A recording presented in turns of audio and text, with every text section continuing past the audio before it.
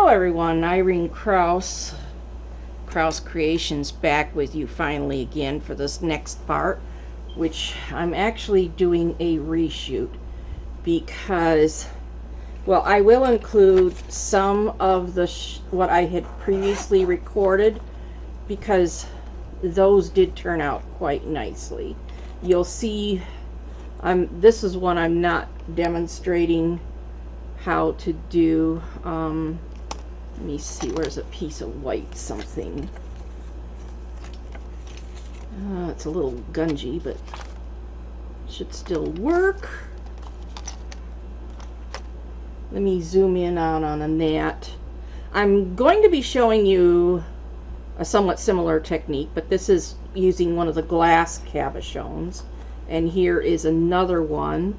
This one, these have been baked obviously already.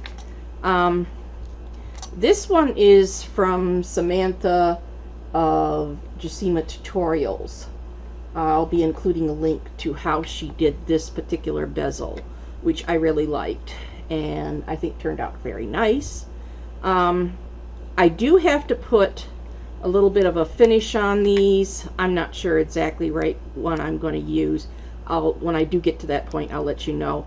But these are pretty much done for the most part right now, as they are with the glass cabochons in them.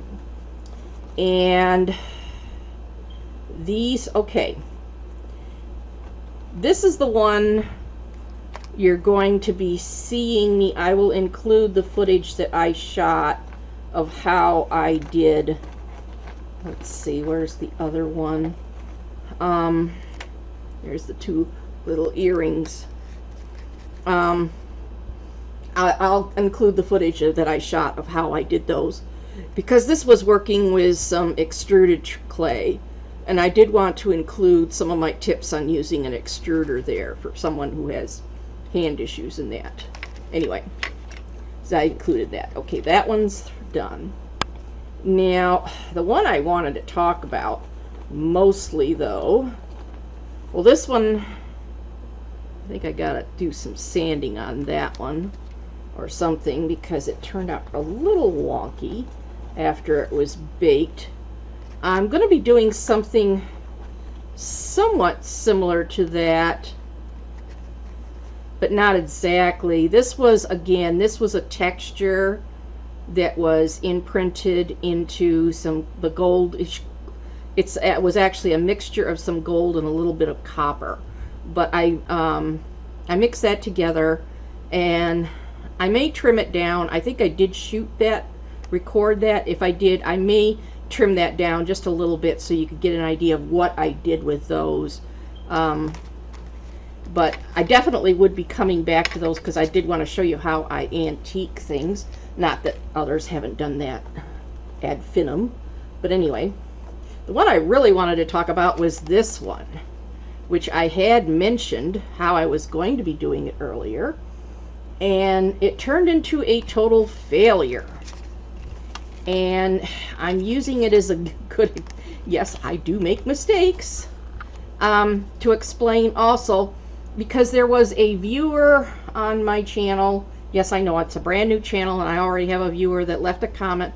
She wanted to know why I wasn't doing the acrylic pour directly on, say, for example, like white clay. And this is an excellent example of why I would not do that, and I would not recommend it. Is there are certain paints out there, not a lot of them, but some acrylic paints that will interact with polymer clay. And this is an excellent example of what can happen if that should occur. This one actually was the liquid, because what I did was, again, I pressed a texture into this background clay, and then I cut it out using my shape that you saw me make and everything before. And I'm trying to think, what was I reaching for? Oh, I know what I was reaching for. This is the liquid polymer clay that I was using, which is, I guess I better put it down because my hands are shaking still today. It's the Kato liquid polymer clay, and it dries clear. That's what, of course, it says. But as you can see in this case, I don't know what paint it was, but one of the paints that had been used in this pour interacted with that liquid clay, and it turned it very yellow. And so this is why, one reason why I would not want to try to do an actual acrylic pour on white clay, because you would have to be sure that all of the acrylic paints that were being used would not interact badly with the clay. Another good example, at least in my opinion, are, for example, the Color Shift series. They look lovely on paper and canvas and all that, but for some reason I've noticed that when you put them on certain types, I should say, not all, but certain types of polymer clay, you do not get that lovely, when they dry, you just don't get that lovely color shifting effect. You get something weird instead. And again, I haven't done enough experimentation to determine exactly what types of clay that did it, or what types of color shift paints, but let me tell you, it'll be very noticeable if you do it. So that's one type of paint that I have learned that I never put on top of polymer clay. So that is one reason why I would not try to do a pour on white clay. The other reason is, you could see that all of my pieces here, my cutouts, no matter what size they are, they're pretty small. And when you're doing a pour, even if you're trying to do just a small one, it's going to go all over that white clay, and you're only going to be cutting out, little shapes and things from it. So in other words, most of that paint, you're going to have all that paint that's on that polymer clay that I don't know if it's going to be usable. I've never tried mixing dried paint into polymer clay to see if it is still usable as sort of a scratch, some sort of scrap technique or something like that. But I rather doubt that it would work well. So again, this is speculation. I have been admitting I have not tried it, but I don't like the idea. So that's two reasons why I would not recommend trying to do an acrylic pour directly on white clay. I prefer the fact that you can put it on, cheaply available paper, the photo paper, and then you can, if you get a good result, then you can cut them out and then use them in your jewelry making. Because that way you're, if you're wasting anything, it's just a little bit of the paint and some photo paper, which is a lot cheaper than your polymer clay and so forth and everything. So again, it's about that. Now, the other thing I want to point out was the reason why I had put the polymer clay, the liquid polymer clay on there to begin with, was because, yes, I realized as I was assembling it that this piece, because it had this texture on it, I had put that layer of translucent clay on it, thinking that that would then go down and it would seal this. So then I could put my resin in here and it would act as a nice barrier, which it probably did. Like I said, it total failed, so I'm not even going to try to waste my resin on it any further. And yes, I even noticed now that I didn't quite, although I thought I had it nice and smooth, but that I'd missed that. So failure in more ways than one. But anyway, so I'm showing it to you so you can learn from my mistakes, and please don't repeat what I did in that case. Now, what am I doing now? Because I've gone ahead that I had one other pour left from that particular session that I really liked enough to cut up into shapes. Yes, I've still got all these, which I'll fuss around with sometime. But I cut those up here into these shapes. I actually designed and drew sort of a triangular shape, one that I could use. See, these would go, well, I guess they're still too big to go on there, darn it. Well, okay, so I can't use this shape, so I have to put that one aside. I could use this great big one, but the other thing I noticed about this is it went and warped. So I don't know if that's because it was such a large piece, but I'm thinking if I did want to use this big of a piece, I think what I would have to do is, yes, cut it out to get whatever sort of backing it is, you know, if whether it's a veneer of some sort or whatever it is I want to do with it. But then I would probably have to put it between like two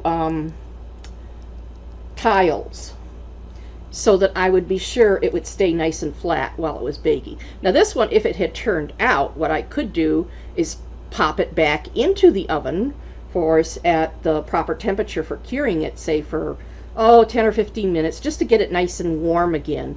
And then I could plop it down and press it between two tiles. That is, assuming it didn't have this thing on there, and I would be able to flatten it back out very nicely. But again, because it's a failure, I'm not going to do that. But there are ways to fix things if you run into a problem like this where it warps like that a bit. Many thanks and appreciation to, I think that was Cindy of the Polymer Clay tutor that talked about that, or it could have been Lynn of Lynn's Crafts Designs. I'm not sure who. Like I said, I've watched so many artists over the years, and they all have such wonderful, wonderful tips to share. Now, what I am going to do, again, this one came from one of the more recent uploads from Samantha of Jacima Tutorials. And she was talking about something that I would have never even thought about until she did talk about that. And I will be linking to her video. How she prefers to use stencils for the most part over silk screens. And I do love silk screens, don't get me wrong. I love silk screens very much. These happen to be by Plaid of Folk Art. I have a couple of examples here of ones that I've purchased. This is this one right here. I just pulled it out of the package. It's called, does it have a name? Swirl Background. Well, it's kind of says it's for itself, but it looks like this, and I've got it hung up on there. But anyway, that's this one. That's the one I'm actually going to be using here shortly. This one is hexagons. I know it's by Plaid, I'm pretty sure. Although this one, yes, it's marked, it's hexagons medium. But this is awfully big. I wouldn't want to use this in this particular technique. The other one I've got, which again is by Plaid, and this one is called, if it's not marked. Well, it looks like sort of cross stitches, which is another one I thought was quite interesting. So I'm going to be using these two shortly. But I did want to show you, again, I have watched a lot of different videos by different people over how to organize your stuff. And I don't remember now who it was. I think it was Ludmilla from over there in Thailand who was doing this. Maybe it wasn't. But anyway, this is just a 3-ring binder. And what I've started to do here, put it up here so you could sort of see what I'm talking about here, is, see, I've started putting my texture sheets, my flatter ones, here inside these sheet protectors. And that's going to work wonderfully well in organizing all of those. Like these are the ones from Sculpey. There's one I just got from Jacima right there, Designs. This is my Ludmilla ones that I was using earlier. Those are my Makos. Like I said, I'm tracking them down as I speak and getting them in here so that they're all in one location.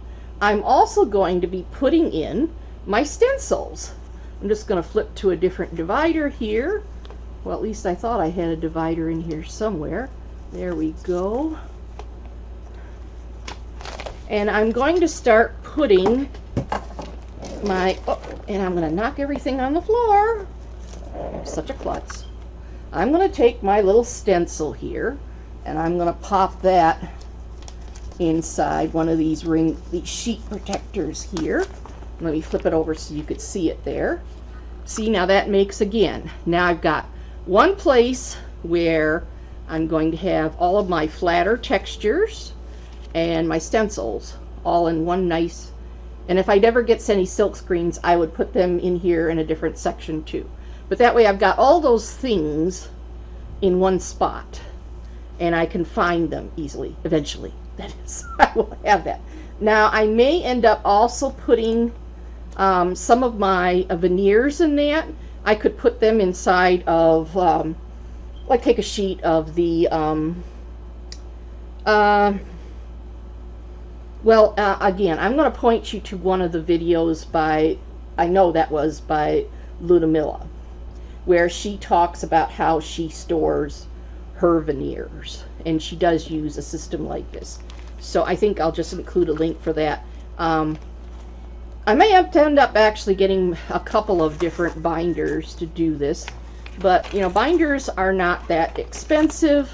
The sheet protectors are certainly not that expensive, and this makes a very, very good organization system so that I can find those things easily. Before I get out, I do want to mention these. These are Sugarcraft. I think they're for chocolate or fondant or something of that nature, but they're little bitty frames, and these would also make perfect things. You would probably want to spritz the inside of it with either water or maybe even cornstarch. Just dust the inside of it enough so that the mold would then come out easily. But these are silicone molds, but I'm not sure. I mean, they are meant for you to put like hot sugar and things like that into, so they may well be able to go into the oven at the same temperatures that clay is cured at. But I would prefer to, you know, put the clay in there and mold it, and then like I said, put some sort of release agent.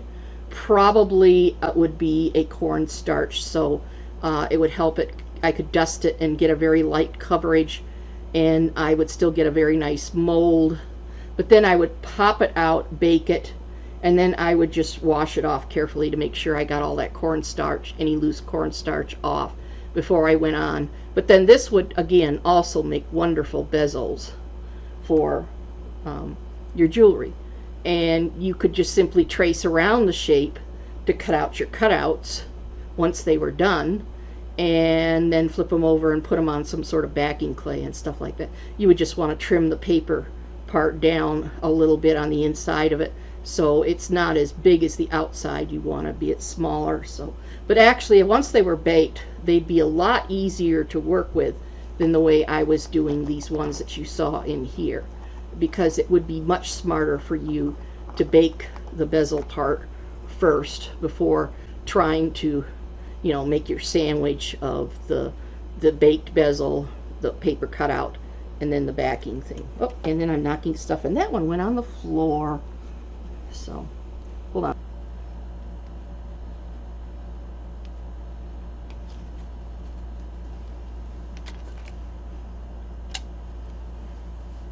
Okay. Now I'm back, and I think I've pretty much, well, there might possibly, I don't know. I don't like using, that's why I'm actually going to reject this one. There's just a bit too much white in that. I don't care for it. So I marked and cut a new one here, which I think looks a lot nicer. And so I'm just going to toss that one. And I do think I'll just toss the rest of this particular skin. There's, well, not enough in there to be left to be usable in any way. So what I have is my 3 little cutouts for my skins here. 2 for the earring and 1 for the pendant. And now the next step is to actually do our backing, and I'm going to be putting that, where did I put my tile down? Okay, here's a little tip, which I know quite a few people have mentioned in their videos, but I'm going to explain this too. Normally when I'm baking stuff like this, which is meant to go flat, I bake it on an, and pardon the dirtiness of the tile, but it's been very well loved over the years. I bake them on a tile like this, but the thing is, if I put them right on the tile, then of course they're going to end up with that shiny background, which I want to avoid. So I just take a piece of, this is parchment paper, which I've trimmed down, and I just put it over the top of it, and then when I put my items on top of it, that way they're not in direct contact with the glass, the tile, so they don't get that shiny background. That's my little tip, which again I know many others have mentioned, but it still bears repeating. Now let's take, I want to do, yeah, I'm going to do the backing from black clay. Let me just take a piece of this, and we're going to roll out, yes, on a number 2 on the pasta machine.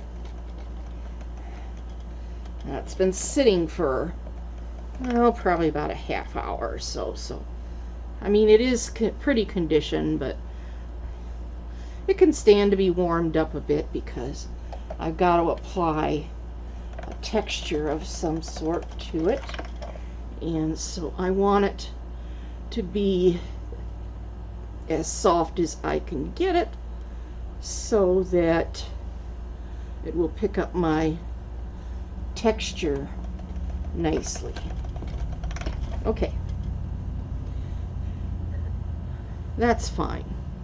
Now what I'm going to use for my background, the texture that's on the back side of this, is, where did that go? Here, I had it just here a moment ago. Yeah, this one. This is a Macon's clay texture sheet. That's what it says on it, so I assume that's correct. This one, well, it looks sort of like a blow up of a fabric texture, so it's one of my favorites for use as for the back of a jewelry item. And I'm just going to spritz this with a little bit of water. That's probably too much, so let me wipe off a little bit. And I don't even need this whole big hunk, so let me take off some of the clay. Now what I do is I just lay that on top of the texture sheet. I have to try to shift my camera over here enough so that you could see my pasta roller. Hopefully you're going to see this. So I have it set on the number 2. I have my water spritzed on there, and I just kind of slide it down in there,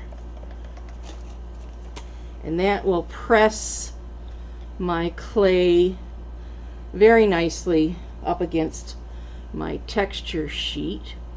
So when I peel it off here, I have this lovely texture applied to the clay. Now I could use this just as is. I don't need to do anything extra.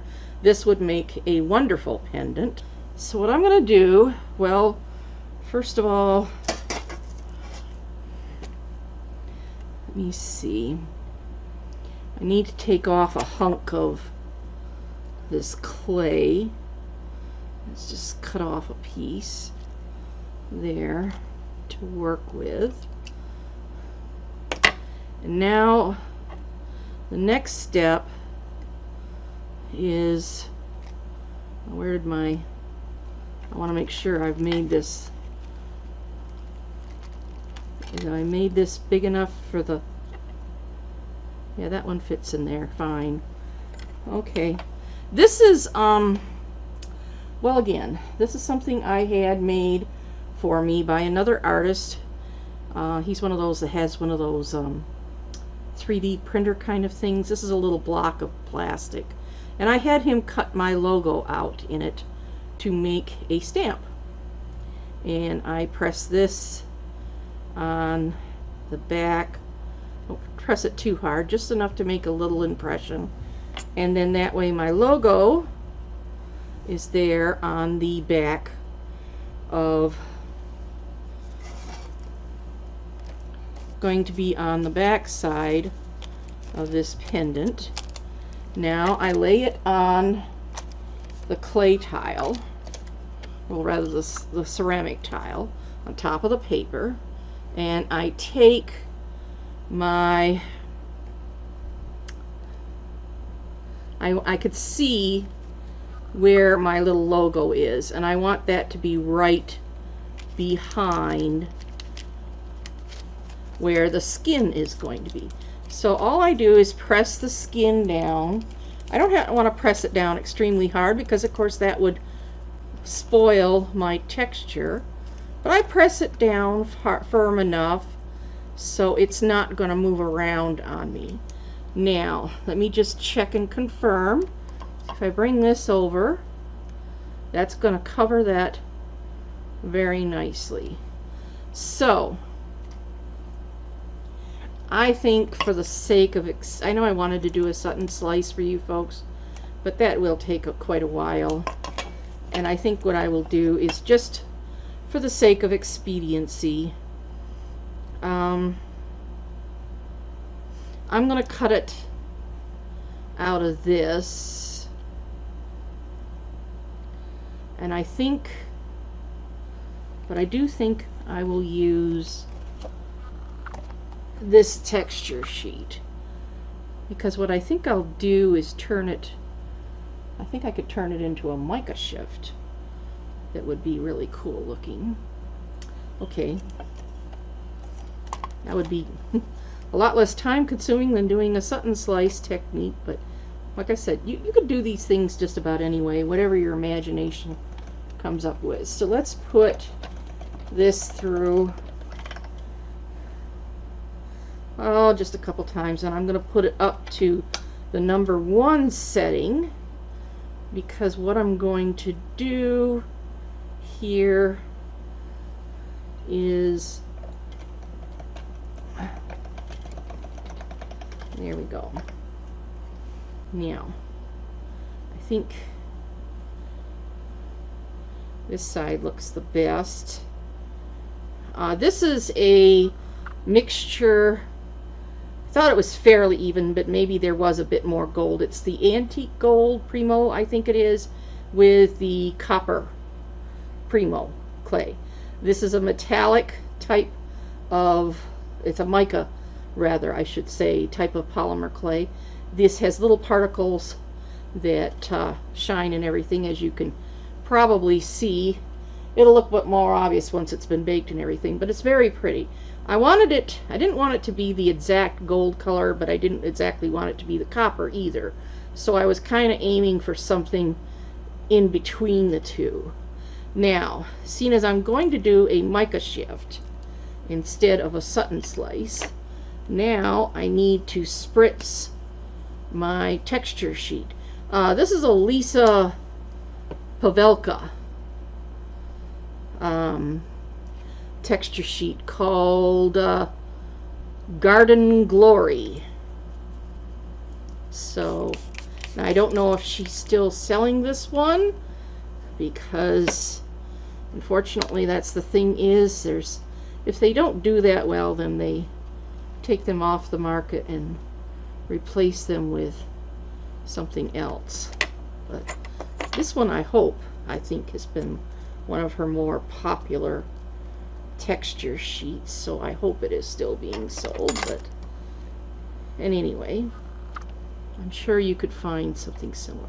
Now, to do the mica shift, now what I'm going to do, I've put a little bit of spritz of water on there once again, just like I did with the other texture sheet.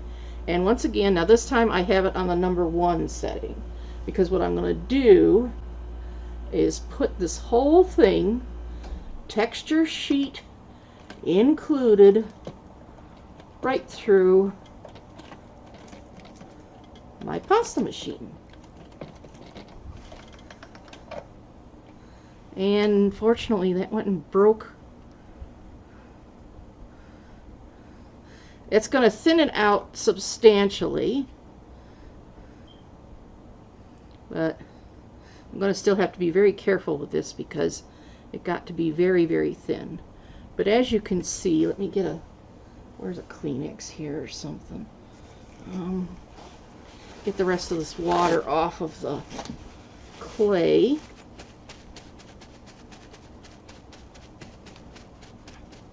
It looks gorgeous.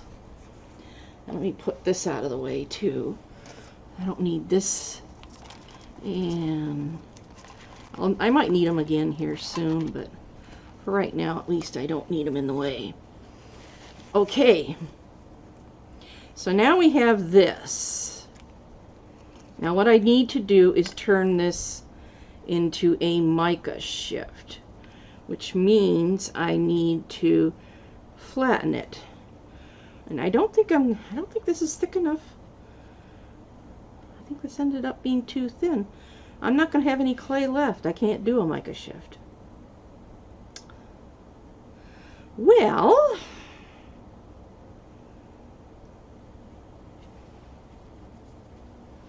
unless I just try to flatten it as is. It's already pulling apart on me really badly. Well, let me see what I can do with it. Take my roller, and I'm just very, very gently at first going to start. Maybe I can just flatten it rather than doing the ordinary mica shift where you shave it off. Maybe I can just flatten it down and get the mica shift that way. Now I'm not pressing very hard. I'm just rolling very, very gently here. I actually think I'll leave it just like that. That should have helped with the thickness a bit and made it a bit thicker because I'm flattening out those raised areas. But I think, so I think what I'll do is I'll actually antique it then when I get done with it. So that'll pick up on the texture design. Won't be a mica shift, no, but it'll still look very pretty. So what I need to cut out is one like this. And let's press this down. And I'm actually cupping my thumbs here underneath the edge of my table to help me, because yes, I have issues with my hand, but this way I can get a nice amount of pressure on this cutter, and I can wiggle it just a little bit so I can remove the cutter. Now, I really don't want to re-roll this again. Let's see if I can get this off of here. Oh, come on. I've got too much stuff on my table. There. If I can get this up off my table now without damaging it too much. A little piece of cold clay I don't need. Okay, so now you take this part and very carefully, because the idea is to go beyond, well beyond the edges of that paper cutout, and there. Now I'm just going to tap that down, because this is raw clay to raw clay. Yes, there's that paper in there, but the paper, very little of the paper cut out ended up being between two layers of clay. So this is going to stick together very, very nicely. Now, I could take, as I recall, this one is not a very good match for this shape. It's close. I think what I'd rather do is just freehand cut it. So what I'm gonna do, take my little X-Acto knife and let me get it on my finger here so I've got it braced, because yes, I have a trimmer. So this one, because I can put it like, loop it like this on my hand, I can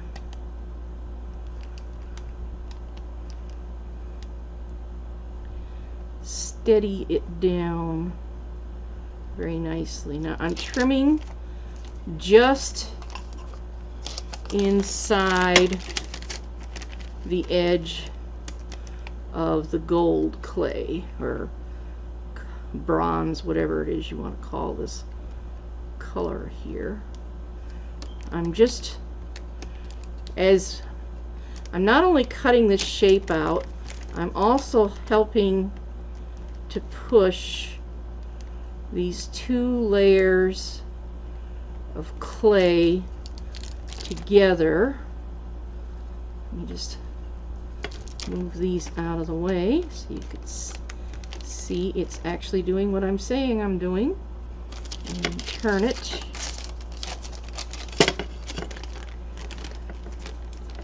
And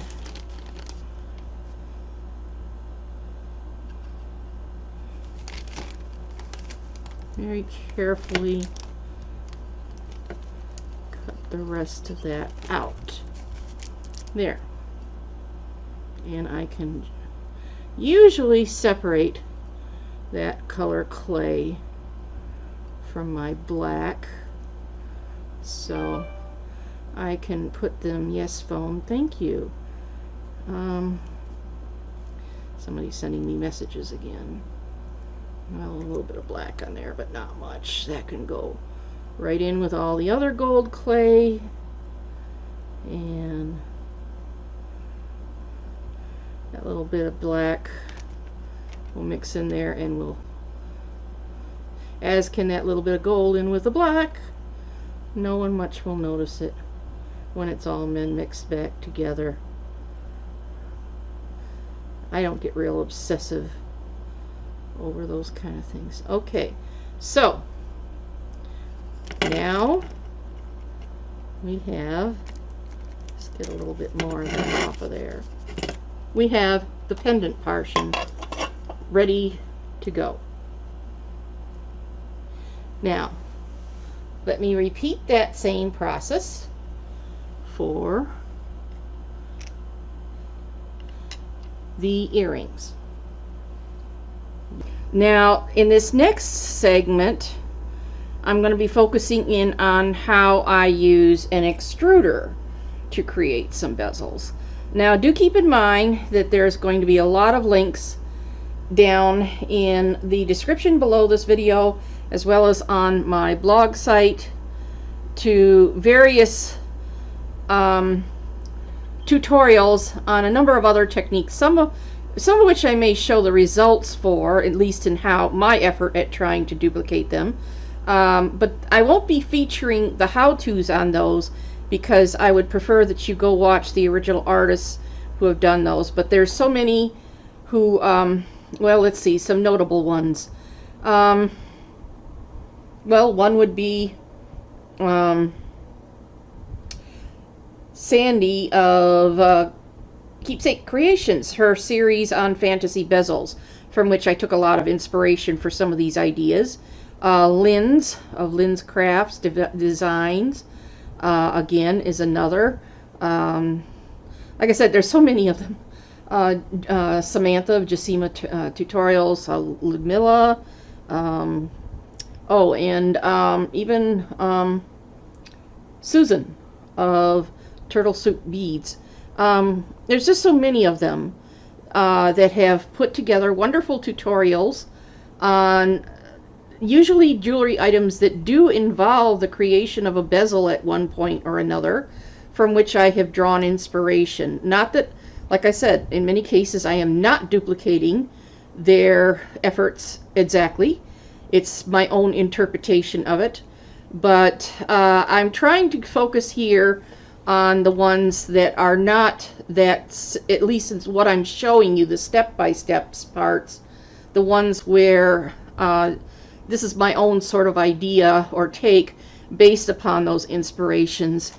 And I would prefer, like I said, if you want to see, I'll show you some of the other ones that I have made that did involve more of those ideas direct from some of theirs.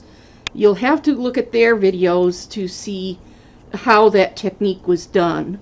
So, as I said, in this one, I'm going to be focusing in on the use of an extruder. Now, I'm going to be linking over to probably the Cindy's, the Polymer Clay Tutors, videos on using an extruder, and probably Sandy's too, or maybe even Gail Thompson. Gail Thompson does some wonderful ones on extruders. An extruder, for those of you that are not familiar with what an extruder is, this is a walnut hollow one. And let me put this disc in there. What it does is, first of all, you do have to make sure that you are using really well-conditioned clay. It has to be very soft because, after all, you're sending it by pressure through a device, and you want to make sure that it is soft as it can be, because otherwise it's going to be really difficult to do. Now, I'm going to be working with this particular disc here, if I can. I just cut my nails again, so I can't get it out of the little thing here. So let me just fish that out of there. That's the disc I'm going to use. Now, you may have noticed that my walnut hollow, let me shut this and get this out of the way, here is getting a little battered. I noticed a tip. It was someone that actually posted this idea. Let me pull the handle out of this so I can get this out of the way. Someone had posted a tip as a comment for a video on somebody's YouTube channel, and I'm sorry, I don't remember whose it was or who the commenter was, but like many people, I do have hand issues. So I'm trying to make sure that you're going to be able to see this. Their idea was to help, let me bring this over, when using an extruder, because the hard part is it's very hard on my hands to try to crank that handle. Their idea, hold on, let me get this out of here so you can see what I'm talking about, is to use this little vise. It's a little mini vise. I think it cost me like $6 or $7 on Amazon. It's very inexpensive. Let me get this out of the way now. Now, this little device will sit here. I'm going to put it in this direction. If hopefully you can see this, if I get my camera properly positioned here so you can see that. Anyway, position this on the side of your table like this. I don't want to crank it real tight, because if I did, I'd probably crack my tabletop. It's a rather flimsy table. But anyway, what I want to do, now I'm going to have to roll this down so that, well, let me first of all, I'm going to take the end off the extruder here. And yes, I did clean it up after. I always clean it up when I'm done using it. Oh, this already has the one in there. Well, I'm going to go down to that next smaller size, so now I'm going to have to clean this up later on. This one has a slightly bigger disc hole in it. I want the smaller one, so I'm going to put that in there. So that's ready to go. Now I got to roll this out so I get a nice tube, a rather large one obviously, but a big tube of clay. And I'm also trying to make sure I'm forcing all the air out of the inside of this tube from where I rolled it up. So, oh, and there goes my phone. More messages. I swear. It isn't one thing, it's another. And I'm just squeezing it down and rolling it. I'm not going to put this whole thing in there. I think, let me cut off just a section here. And I've still got a big hunk of air in there. So let me put this aside, because I don't think this is going to make a lot.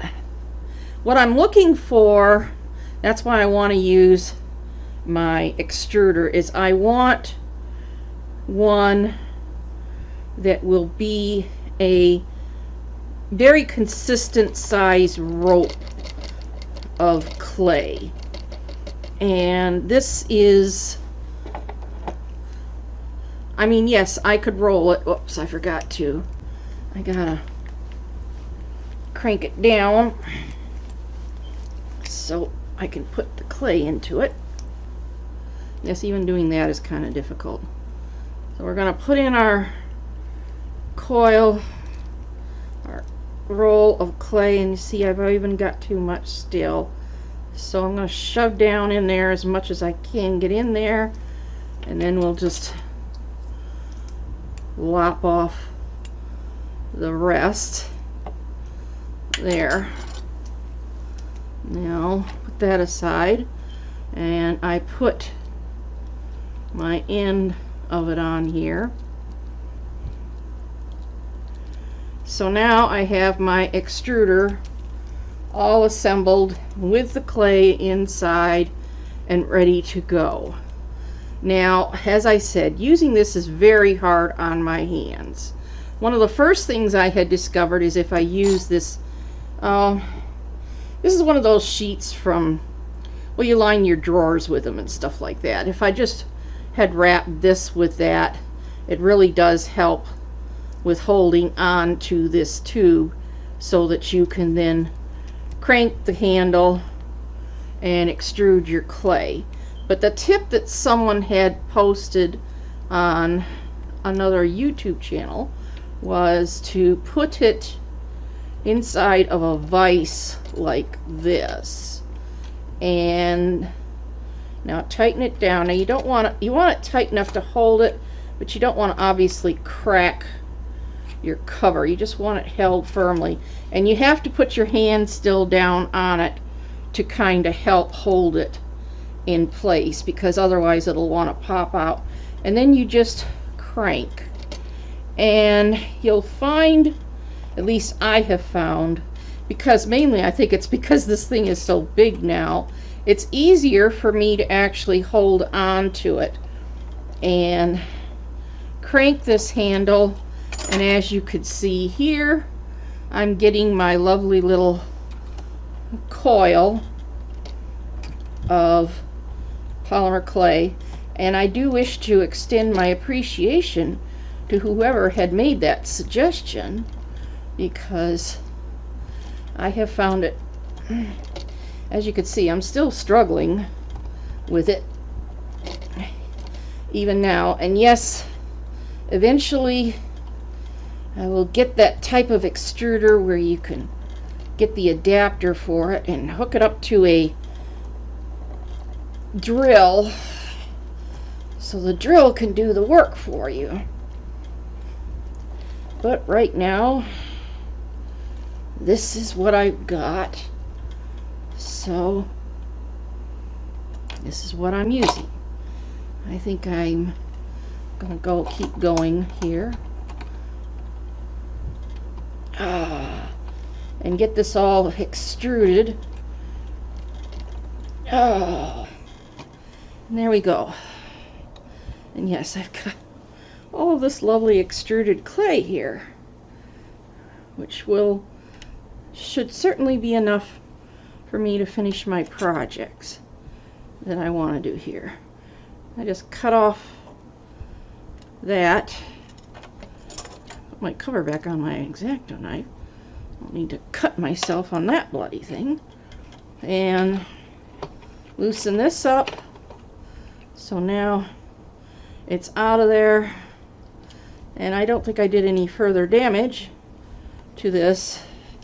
Now let me just put all this away so I've got a clear plate again. I think we're back and ready to start rolling again. Now bring my pasta machine back up to where it normally sits, put my handle in place.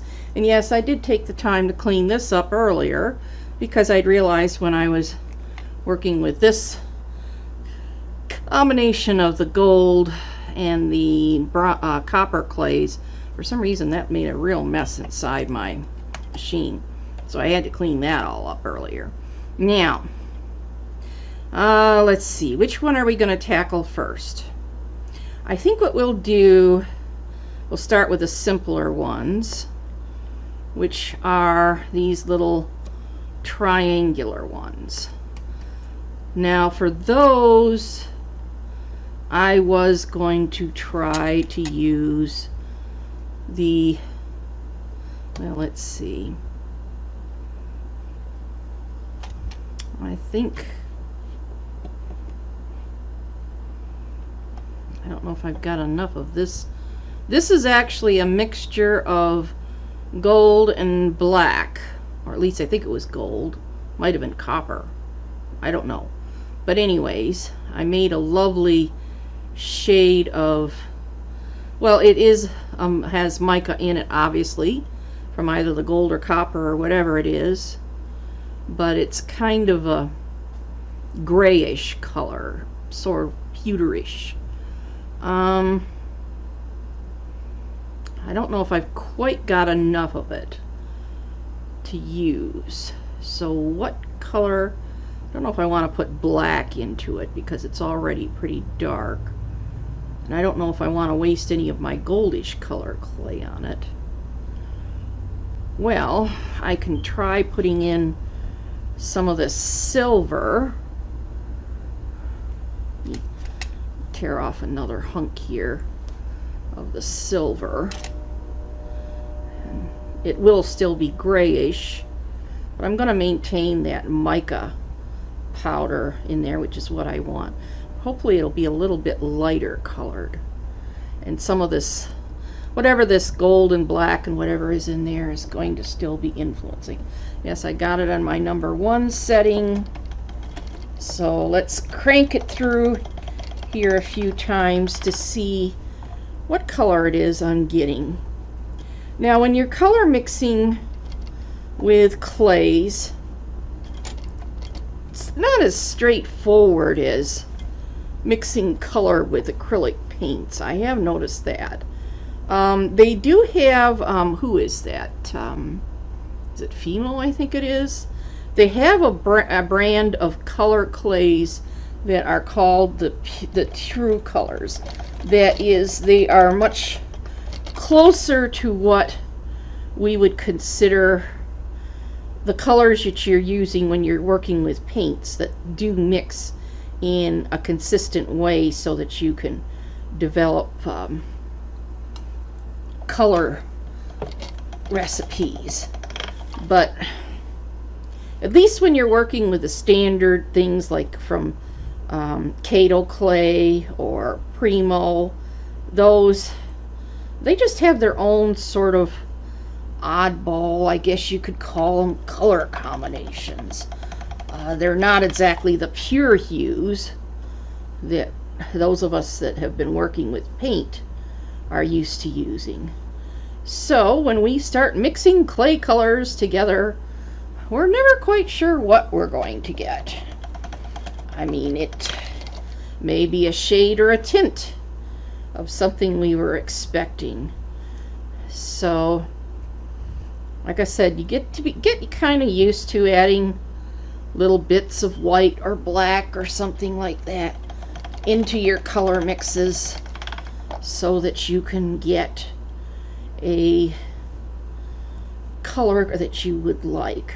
In this case, I'm actually not looking for a very bright color, so I don't mind that this is getting to be, well, a bit what I would call muddy looking. But it's still quite pretty. You could still see there's all the mica still in there. I don't know if you could see. I'll try to zoom in on it. It still has that bit of a goldish cast to it. So it's not at all unpleasing, even if it is getting to be kind of dull looking. I'm not sure quite what color I would call this. Kind of a dark mocha, chocolate, dark chocolate almost. It's got about more silvery hint to it now, though, seeing as I put in that hunk of silver. So, but it's a very, even though it's a dullish color, it's not ugly. At least I wouldn't call it ugly. And if it is, if I get done with it and I don't like it at all, I can always paint it. Yes, because acrylic paint goes very nicely on polymer clay. So I can always paint it to be some other color if I don't like whatever this is. And this is, and you can always paint polymer clay. So that is a good way, one way that you can go about using up your scraps of clay that are looking quite ugly, is you do something with them and then you just paint over it with paint and get a color that you like. Now, okay, what I want now is to widen this out so that I can start, and I need it to be probably a number 2 in size. So let's start spreading this out so it's a bit bigger in size. And I'm gonna tear off part of this sheet and set it aside. What I'm going to do is use again my Macon's. Yeah, I'm pretty sure this is Macon's clay, their weave texture, which you've seen me use before, which is one of my favorite textures. And spritz it with a bit of water. That was probably way too much, so we'll wipe off a little bit of it. Now I'm going to take my clay, lay that down, and run that through my machine so I get it very nicely impressed into my clay. There we go. And I have my lovely texture there. And I think I'm going to use the other piece and do that again. I'll have a nice edge with that. Well, let's see how this goes. If I think I still got plenty of moisture on there. I should have enough to make my 3 shapes. Because what I'm going to do here now, set this texture sheet aside and move this all out of the way. Now I'm going to lay this down so it's flat, and I'm going to lay this right on top of this, so I have 2 layers now of clay stuck together. So this is going to be quite strong when it's baked and everything. Now, I need to lay out my 3 different pieces here. And there we go. Now, I'm going to rub these down just a bit to make sure they're fairly well stuck to the clay. Now, I'm going to take my X-Acto knife, and for now I'm very roughly cutting out my shapes, because just to get some of this clay up and out of the way. Oh, I could take off a hunk over here, there, and take that out of there, and this out of here, and a hunk there, and here. Now, I have my 3 very rough bezels started, and they're very rough just yet. Oh, and I'm rubbing my top right in there. Okay, let me put this hunk of clay aside. Now, what I'm going to do now is start with, need to find the end of my extruded rope here, and I'm going to start pressing this down, and I'm going to cut at each point and then flip it over, so I'm sort of mitering my points at each, and I am trying, I don't want to press real hard, but I'm definitely pressing down very firmly so as to make sure I'm getting real good contact with that base layer of clay. And then I roll it around, finish making my miter there at that point, and cut again here so that I make a nice miter there. And sorry if my fingers are getting in the way. Bringing my point together there. So you see, I'm going to have a nice raised lip for me to put my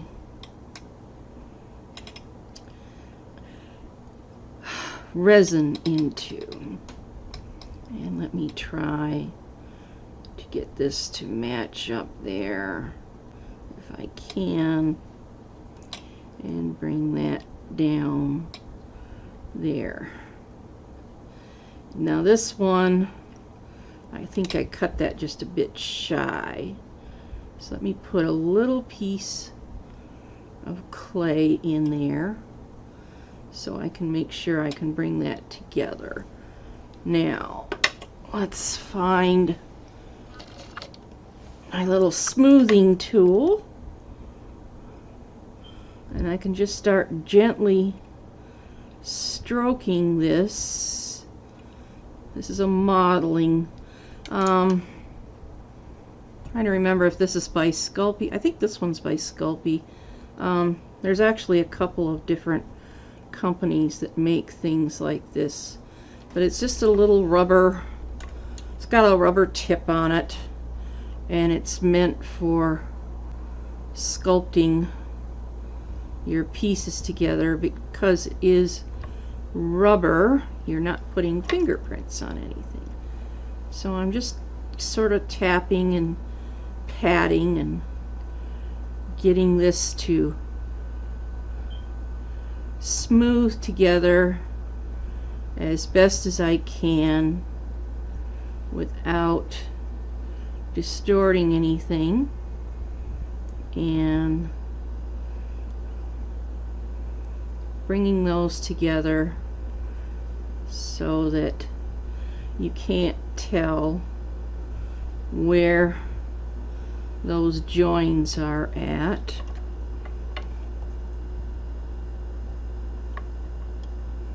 And making sure the size on it is all consistent. So there. I'm going to have to pick this up actually off the work surface to look at it closer.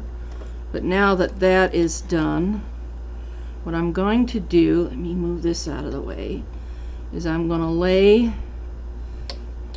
to use this knitting needle as sort of a straight edge and just cut off my excess clay here. And that way I get a little bit of the background clay left, but I've got a nice well-defined edge around there. And that also helps straighten out that coil of clay. Oh, I guess I didn't go down quite far enough. Go down a bit further. There we go. So I have just a little bit of this texture I have in my background showing. It's a little bit, I think I cut that one just a bit. There we go. And again, I can just pat on the tips there a bit to smooth them out, and using my flat blade, lift that off my work surface. So now again I can go all the way around these edges and just pat on them a bit to make sure they're nice and smooth and I don't have any flaky bits sticking out. And there is number one. Very nice and ready to go. And I think I forgot I have to put my logo on there, so I'll just flip it over and very gently press that into place, which you can barely see, but that's okay. It's enough. It's there. So that'll show up. Now that one is ready to go.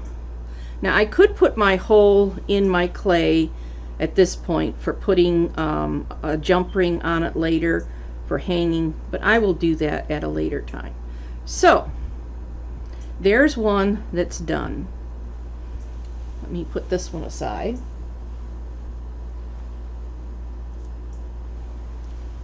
And I will repeat that with my two little earring bits here.